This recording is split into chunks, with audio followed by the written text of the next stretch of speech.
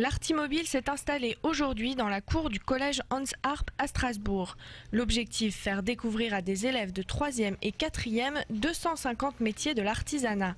À son bord, des artinautes qui tentent de faire tomber les préjugés. Non, être artisan n'est pas réservé aux plus feignants ni aux moins doués. Ça peut être une passion, ça peut être une motivation première et pas justement un choix par défaut.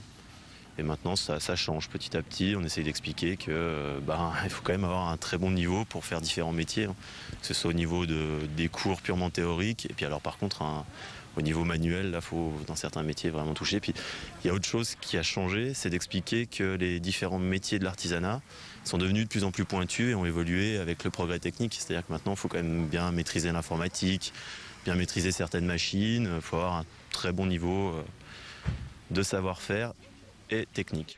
Chaque voiture est équipée de plusieurs ordinateurs. Après avoir cliqué sur un métier, les élèves y découvrent des portraits et témoignages d'artisans pour avoir une information complète. Mylène, 15 ans, sait déjà ce qu'elle veut faire. Moi, le maréchal ferrant parce que faut avoir une bonne condition physique et il faut aimer être en contact avec les chevaux et les choses comme ça, donc ce que j'aime bien faire aussi. Il faut se fixer un but dans la vie et si on arrive à réaliser ce but, c'est la meilleure chose à faire. Donc à 15 ans, c'est l'âge où on se questionne généralement, donc c'est toujours bien de savoir ce qu'on veut faire plus tard. J'ai découvert plein de nouveaux métiers, parce que le travail manuel et j'aime bien ça, j'aime ça. Maréchal ferrant, sertisseur ou tonnelier, les élèves y découvrent aussi des métiers presque disparus. Et les animateurs constatent que le message passe.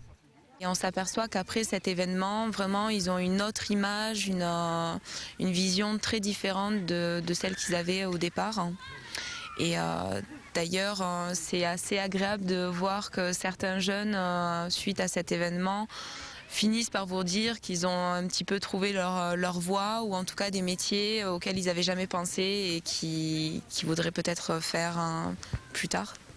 Cette année en Alsace, 5700 jeunes sont en apprentissage. Plus de 80% d'entre eux trouveront un emploi à l'issue de leur formation.